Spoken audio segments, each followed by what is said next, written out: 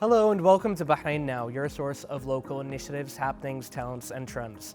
I'm your host, Khalid Hijris, here to walk you through our exciting lineup of segments and personalities from around Bahrain. So don't go away, we'll be right back.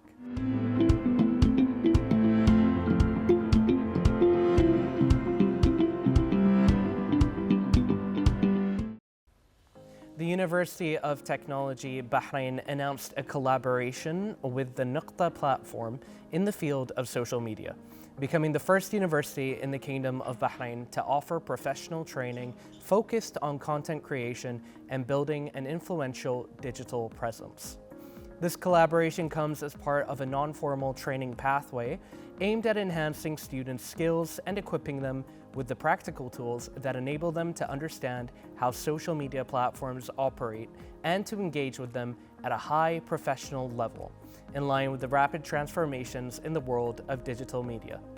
And to talk more about that, we are pleased to be joined here in the studio by the Director of Marketing and Communications, Mr. Ammar Baitar, and Manager of Event Management and Outreach, Dina Sami. Welcome, how are you both doing today?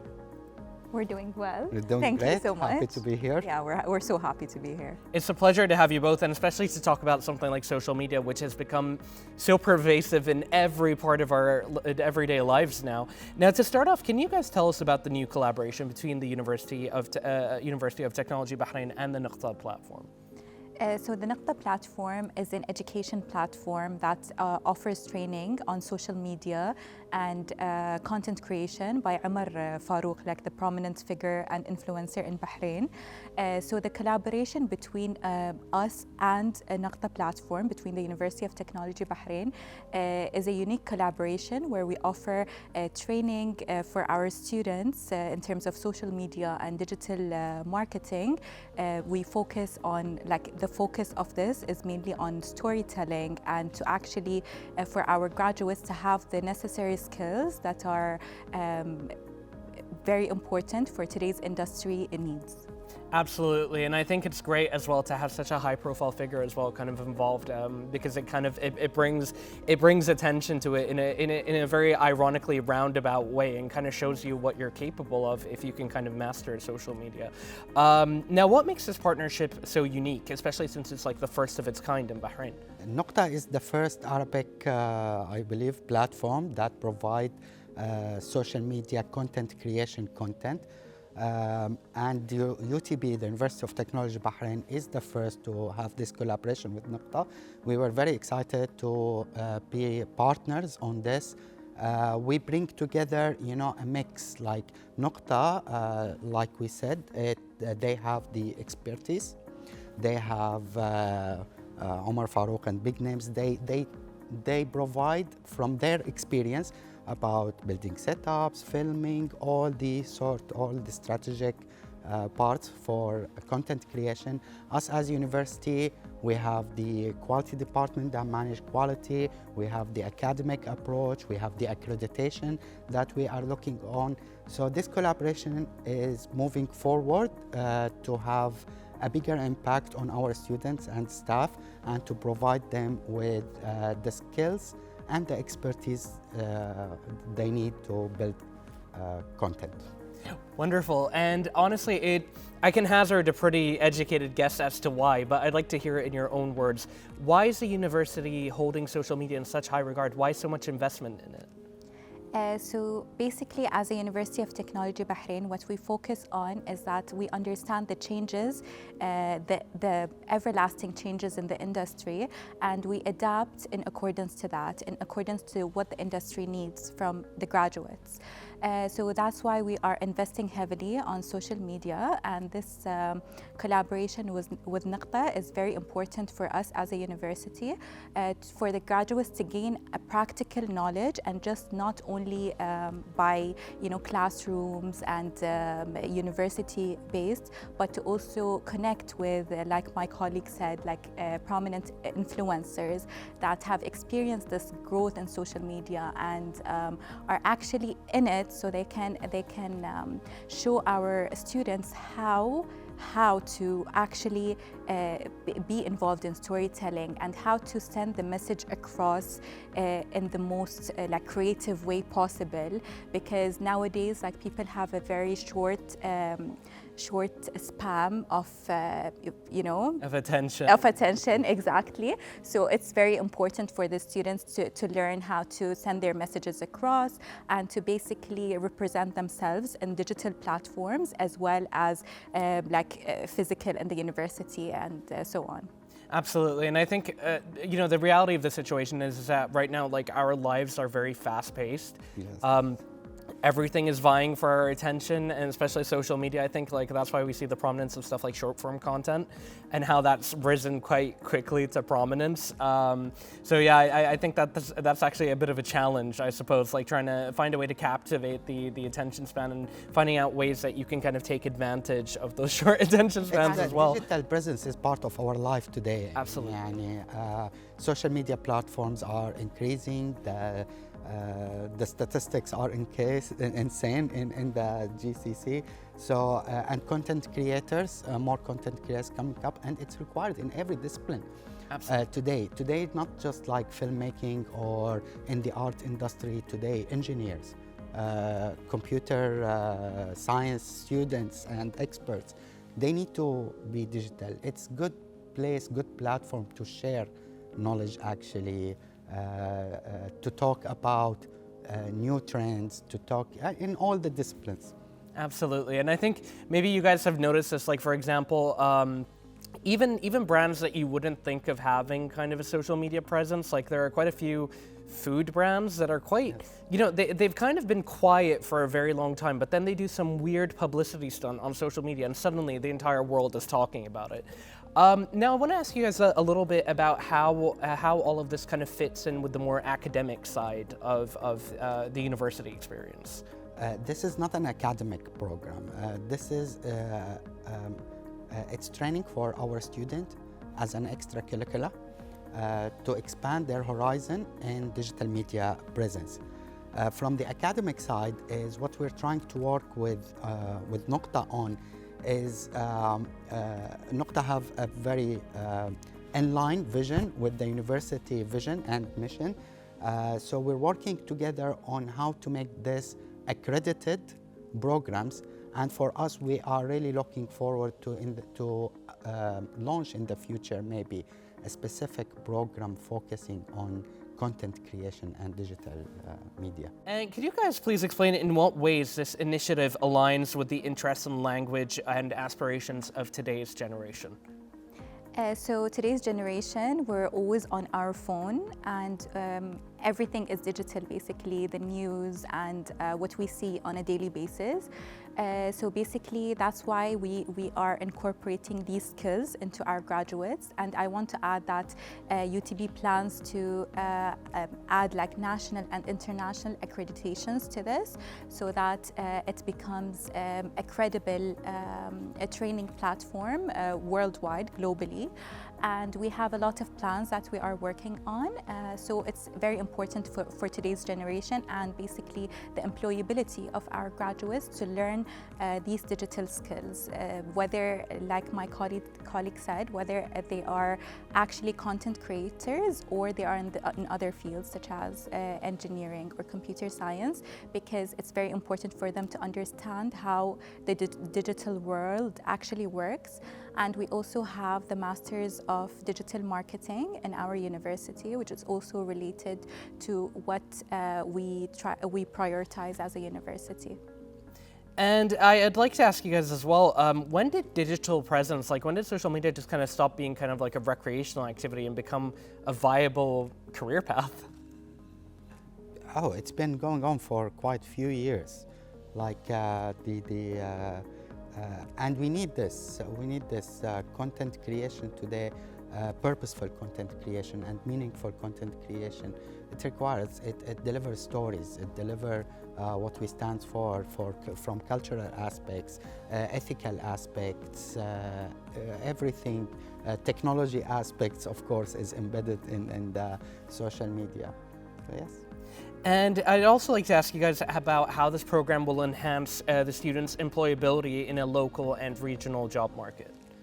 Yes, so like mentioned, we are planning for international and national accreditations, as well as the current partnership that we have in terms of training the students in social media.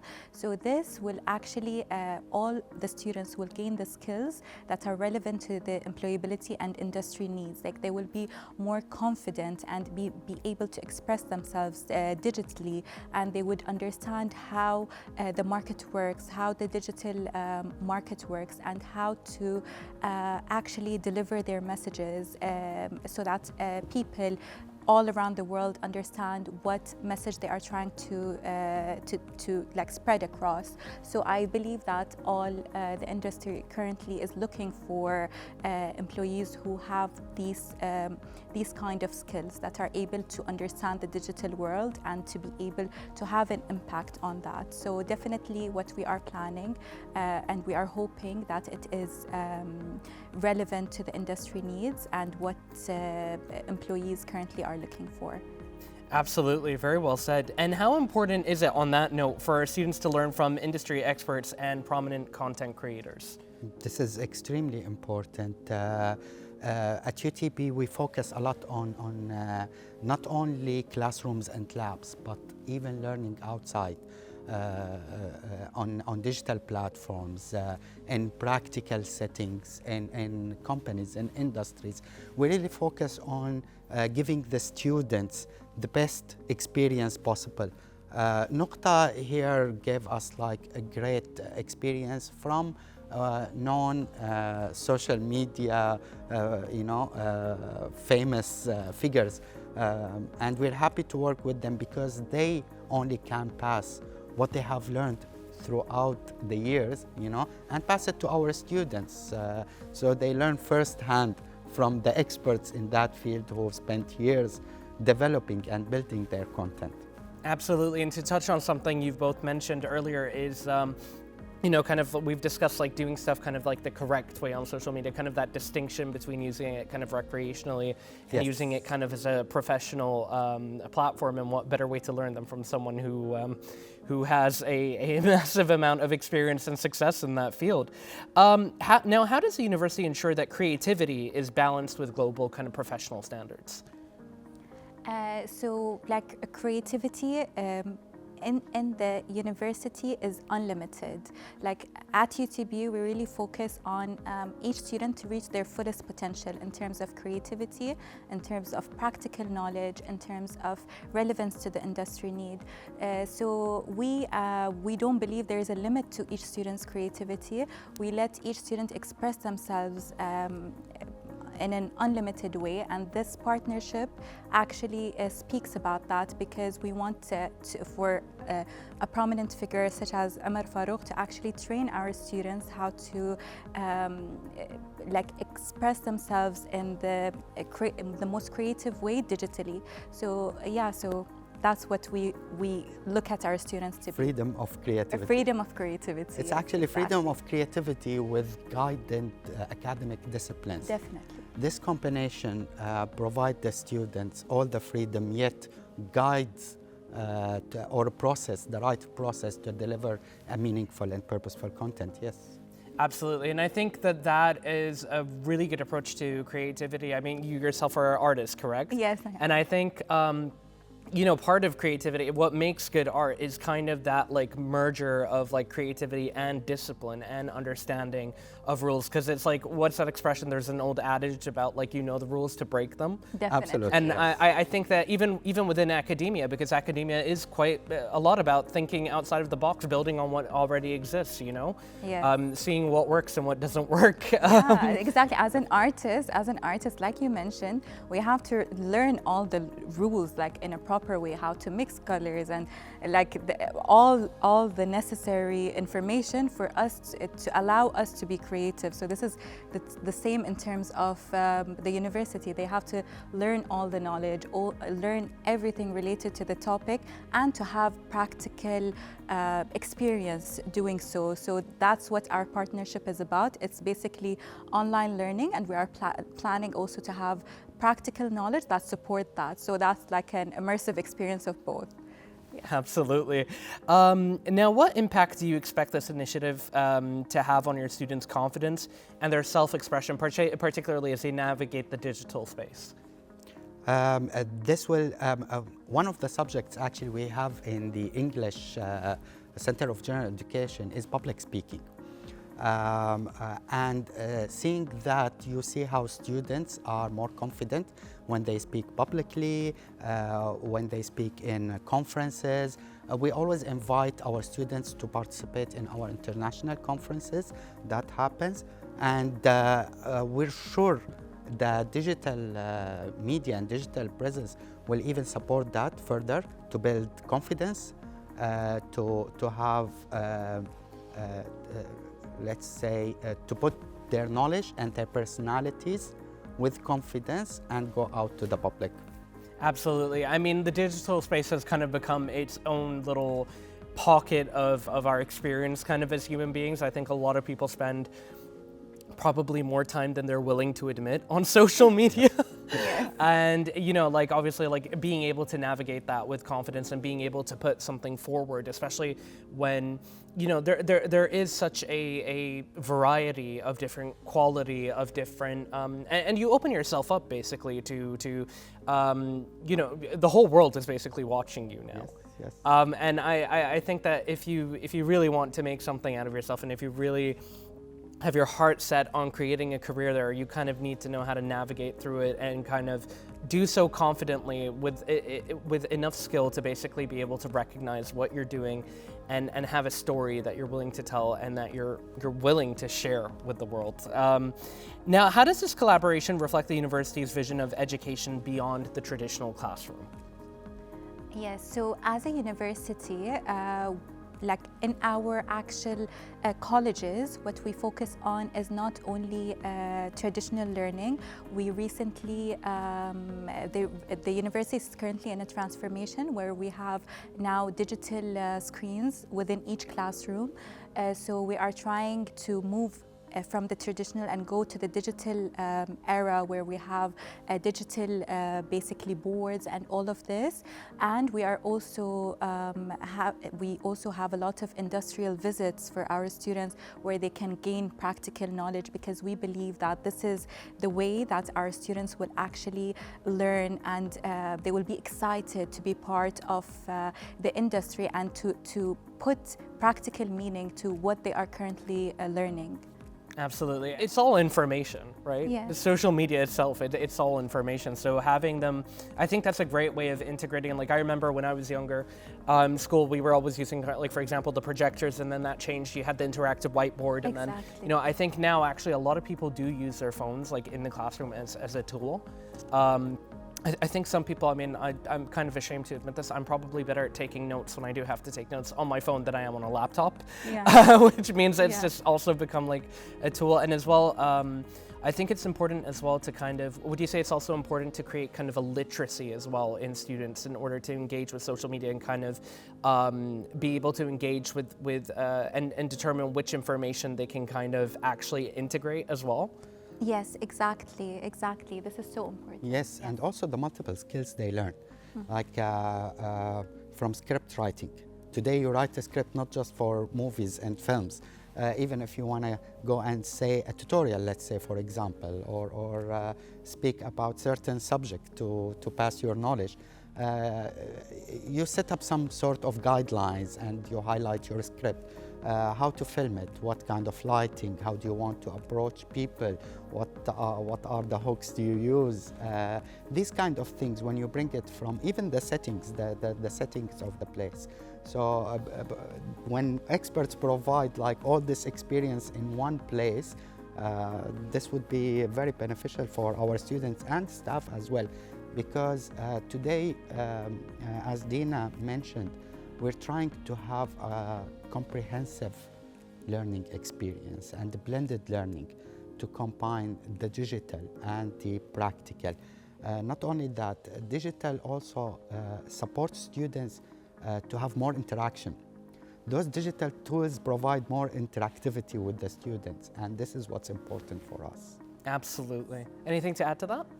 Yes, so I would also like to add that, like you said, literacy is so important in the partnership and in social media training, because it's important that to understand what the audience digitally, what do they want to, how do they want the message to be sent across. So basically how summarized the information would be so that people can actually read and the message would be sent across in a way that everyone would actually understand the meaning of it. So this is part of our partnership, that they would also train them on how to get their messages across. And as a university, academic-wise, we also have like departments that support literacy for the, like Amr mentioned, for the immersive partnership. Absolutely, and like social media is kind of like a two-way street. It isn't, you know, you're just putting something out there into the void. I mean, people are going to interact with it, and I think it's really interesting as well that, you know, you've both mentioned, you know, for example, the importance of telling a story, and I think that's probably the oldest human tradition. I mean, we were doing it back when we were cavemen, you know, yes. So it is like the oldest medium, and it clearly isn't going to be going away. It's just kind of the medium through which, I mean, instead of etching it on caves now, we transmit it to our phones. True. So it's great to see that, you know, that aspect of it as well is being kept alive, and as well, you know, the importance of knowing your audience, because I think that is kind of half the battle, because, you know, it's great, you know, if you have all of this information, you guys are involved in a university, I'm sure you and all of the staff at the university, you know, they have all of this great knowledge, but if you kind of don't know who to tell it to, then it's just kind of lost exactly. In the ether. And now, how does this program support the university's goal of preparing future-ready, responsible digital leaders? Yes, so I think like the points mentioned, this is our university's goal, is that each graduate will be ready to be involved in the industry. So this is relevant in terms like you mentioned, the skills they would gain in terms of how the target audience, they would learn who to get their message across to, and most importantly, how to get their message across digitally, how to express themselves. So basically, after they take this kind of training, they would gain the skills necessary that would actually make them more confident, which is, I believe that it's a very important skill nowadays. It will help them with the confidence that they understand how the digital world works. Yes. Wonderful, and you know, this is a massive undertaking, and I mean, social media has developed and will probably continue to develop in ways that we don't even, you know, anticipate. Like, I'm sure you guys have noticed that over the years, kind of short form content, for example, used to be something that was only on TikTok. Now it's on every platform. The ability to add stories, for example, is now on every platform, even where sometimes you feel it's not needed, yes. But it's there regardless. You know, people saw the popularity of it on Snapchat, adopted that in the same way that short form content was adapted from TikTok. There's just so much to kind of grasp at when it comes to social media. So just before we conclude, is there anything you guys would like to add? So we, as a university, we constantly analyze what is changing rapidly in the industry, and we adapt to that accordingly. So yeah, like you mentioned, it's the changes in the digital world is ongoing. Like now, the incorporation of AI in the digital world, and so on. So we definitely adapt to that as a university, and we do. We aim for our graduates to learn in accordance to that. Yeah, this is coming from the vision of the university and the belief of the board of directors, the university management, which is embedded for us. Simply, it's to provide a transformative impact on our student life. And we always say work ready, but we question this every day. What is work ready graduates? What new skills? That's how we work with industry. We have actually PIAP, which is every program has industry advisory committee that they meet regularly to provide what updates and provide insights into the curriculum that we have. And on the other side, we work on extracurricular, such as content creation, and provide platforms and educational tools for our students to make sure they have all the skills they need. Exactly. And I would like to add that, like we mentioned, like we adapt to the industry needs. So we are constantly adding new majors, new masters to the university to support what the industry needs. For example, we have a major of AI and cybersecurity, and we launched new master programs to adapt to what the industry needs. So definitely this is something that we focus on as a university. Wonderful. It's really great to see that the university really takes into account like the world that the students are living in, gives them the tools to kind of adapt to it, and is also even adapting the curriculum to kind of to cater to that as well. I'd like to thank you both so much for joining us, and I can't wait to hear what this collaboration with Naqta leads to in the future. Thank you guys so much again. Thank you so much. Can Thank I you for just having give us. you one small information, because a lot of people started asking us right now, like, how can we join this program? This is not a standalone program. It's part of this collaboration with Naqta is to provide our students with this training, and to have access to this training, you need to be a student of UTB. So join UTB, you get access to Naqta. Wonderful. Thank you so much for those parting words. Thank you so much again. Thank you. Thank you for having us. Ladies and gentlemen, stay tuned. We have even more coming up here on Bahrain Now.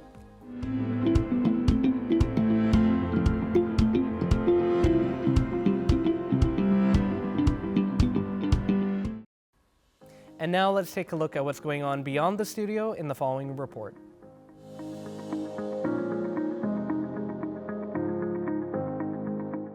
The Kingdom of Bahrain has officially concluded the Bahrain BWF Para Badminton World Championships 2026, marking a historic milestone as the first Middle Eastern nation to host the prestigious global event. Held from February 8 to 14, 2026 at Isa Sport City, the championships welcomed over 300 elite athletes from around the world to compete for the highest honors in para badminton. The tournament was held under the patronage of His Highness Sheikh Khalid bin Hamad Al Khalifa, First Deputy Chairman of the Supreme Council for Youth and Sports, President of the General Sports Authority, and President of the Bahrain Olympic Committee. Organized by the Bahrain Paralympic Committee (BPC) in cooperation with the Bahrain Badminton and Squash Federation, the event solidified Bahrain's reputation as a premier destination for international parasports.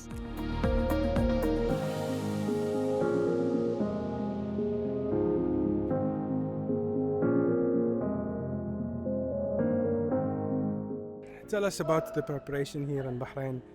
How was the tournament in comparison to the others that were done here in the same venue? Previously, it was one venue. Now we expanded into 3. Give us a little bit on that. Yeah, I mean, thank you. So actually the preparation for this tournament started a long time ago, just after Bahrain were awarded with Para Badminton World Championships. I think it was back in 2023 that I came for the first site visit. And obviously we'd worked with Bahrain before. They'd hosted a couple of Para Badminton international tournaments, but like you said, it was just one hall that they were hosting at that point in time. Now for this tournament, it's 3. Which is quite a logistical challenge. But I have to say, with the preparation, the volunteers, workforce, coordination with the MPC, good coordination between Badminton World Federation and the MPC, we've managed to make it work really well. But obviously in comparison to an international tournament on the world circuit, this is much bigger. So usually in here, I believe it's 5 courts that they have for an international, and this time we've got 11, plus 4 practice courts in the 3rd hall, 2 halls down. So actually, in terms of games, I'm not 100% certain. I would need to double check, but players is 360. which is the most, I think, that we've ever had, or definitely, for a Para Badminton World Championships. I think it's 54 NPCs, member associations, represented here as well. So really, really good. I think the local team have handled the pressure really, really well. I have to say, the friendliest group of people, always willing to help, to support, answer your questions, go above and beyond. And it's very clear that the team is incredibly passionate about representing Bahrain and showcasing the country and giving the athletes the best experience that they possibly can. So an absolute pleasure working with Bahrain NPC. Honestly, everybody in every single meeting that we've had, I think what has struck me has been the willingness to work collaboratively, no matter who it is, just to make this tournament the best that it possibly can be. So I will not single out one person. I will collectively sit on the fence and say that everyone has done a superb job.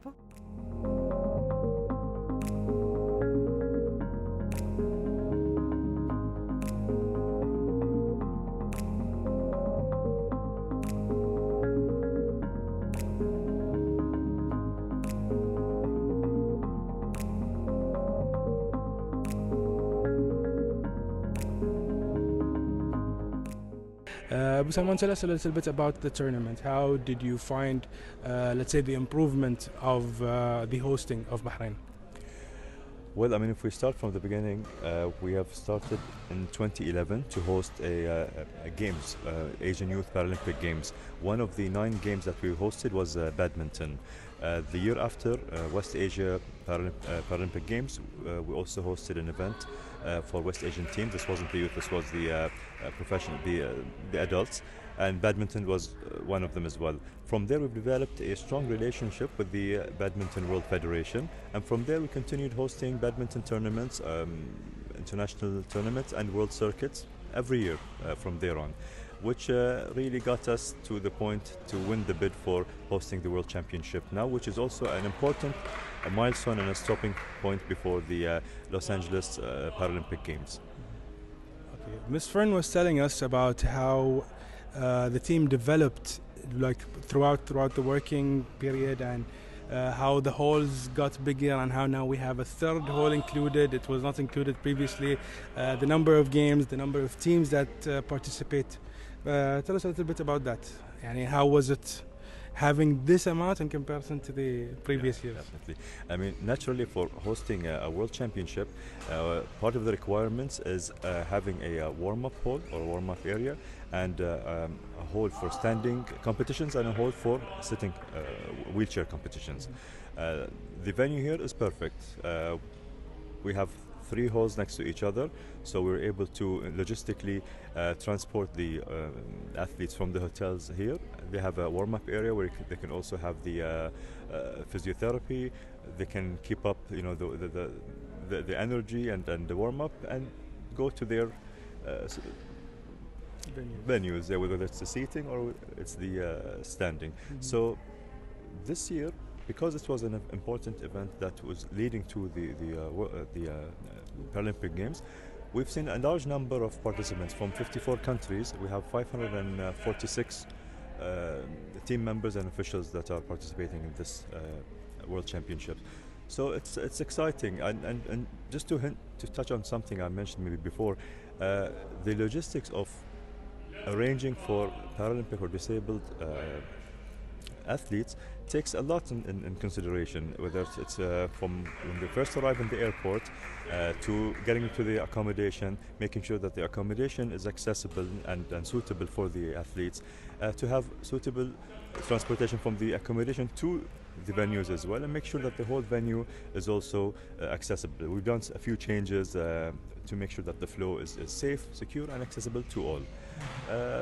This helps us leave a legacy to, you know, the hosting arenas by improving them and by, you know, adding on to them. And obviously it takes a big team effort for us all to able to accomplish this. So there's the Supreme Council, which has members from Ministry of Interior, Ministry of Health, from the Tourism Authority, and from the Ministry of Education as well. We've seen a number of students come and share with us this experience, which really enlightens them and share this important insight with them.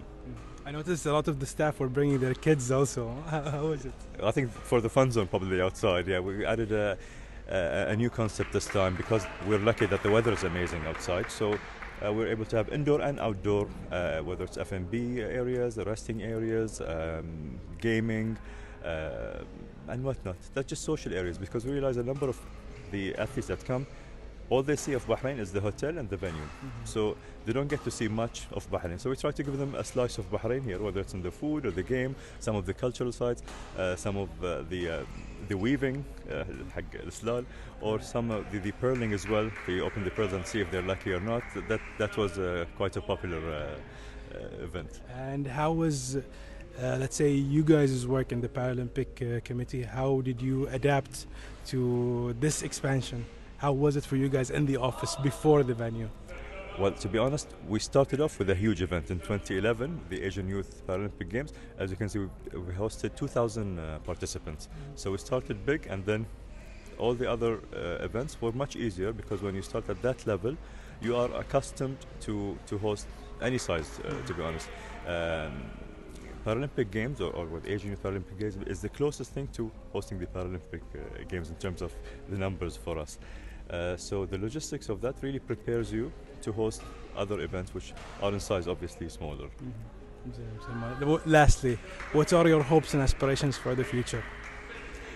Well, while hosting is really important and striving to host bigger events in different sports is important, first we would like to see more of our athletes reach to the podium level and be able to participate and gain colored medals. Another thing is raise awareness and have people from the society come and join into this amazing inclusive event that's really eye-opening. You see the level of competition, which is very cutthroat. You know, people here battling it off to get to the gold medal. It's a world-class event, and inshallah there's more awareness for the locals to come in and join in on that. And we'd love to see our athletes reach LA and compete in a number of sports. We are famous with athletics currently, and inshallah we see our players in a number of other sports as well, whether badminton, taekwondo, you name it, inshallah.